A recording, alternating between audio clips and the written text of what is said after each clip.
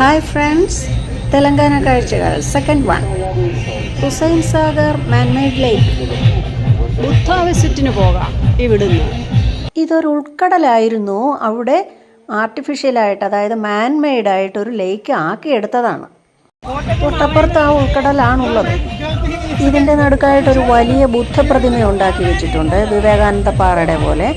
അത്രയൊന്നുമില്ല, അത്രയും വലിപ്പമൊന്നുമില്ല, ഒരു ചെറുത്. അവിടേക്ക് ഒരു ചെറിയ ബോട്ട് യാത്രയുണ്ട്, മിനിറ്റുകളേ ഉള്ളൂ.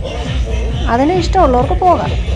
വിവേകാനന്ദ പാറ എന്ന് പറയുന്ന ഒരു വലിയ പാറയിലൊക്കെ ഉണ്ടാക്കിയിരിക്കുന്നതാണല്ലോ. ഇതങ്ങനല്ല, താരതമ്യേന ചെറിയൊരു സ്റ്റാച്യു മാത്രമാണ്. ലെഷർ ടൈമിൽ അവിടെ ഇരിക്കാൻ വേണ്ടി ചെറിയൊരു പുൽമേടും സ്നാക്സ് കടകളും ഒക്കെ ഉണ്ട്. രുചികരമായ സ്നാക്സൊക്കെ അവിടെ നിന്ന് കിട്ടും, വാങ്ങി കഴിക്കാവുന്നതേ ഉള്ളൂ.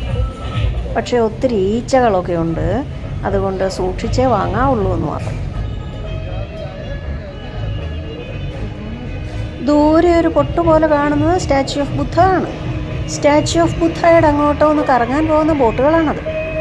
താലപ്പൊലി പാത്രത്തിൽ നിന്ന് ദീപനാളം തെളിഞ്ഞു നിൽക്കുന്നത് പോലെയാണ് കാണുന്നത്. ഇത് ഇവിടുത്തെ ഒരു വലിയ സ്പെഷ്യൽ നിർമ്മിതിയാണ്. അതിൽ കാണുന്നത് ചെടികളോ കെട്ടിടങ്ങളോ ഒന്നുമല്ല, പകരം അവിടെ ചുറ്റുവട്ടത്തുള്ളതിനെ അത് റിഫ്ലക്റ്റ് ചെയ്യുന്നത് മാത്രമാണ്. ഇപ്പുറത്തുള്ള റോഡും വാഹനങ്ങൾ ഓടുന്നതും ഒക്കെ തന്നെയാണ് ആ സർഫസിൽ കാണുന്നത്. അതിലോട്ട് സൂക്ഷിച്ചൊന്ന് നോക്കിയാലേ നമുക്ക് മനസ്സിലാവും. ഇപ്പുറത്തൊരു വലിയ പ്ലാന്റ് കാണുന്നത് അത് റോഡിൽ തന്നെ ഉള്ളതാണ് കേട്ടോ. ആ ബിൽഡിങ്ങിൻ്റെ നൈറ്റിലുള്ള വ്യൂ ആണ് കേട്ടോ ഇത്. ലേസർ ഷോ ഒക്കെ കഴിഞ്ഞ് വരുമ്പോൾ രാത്രിയിൽ എടുത്തതാണ്.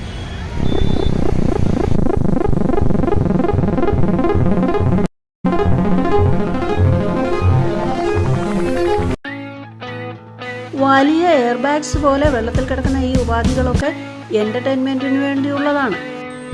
Thank you. Please like, share and subscribe.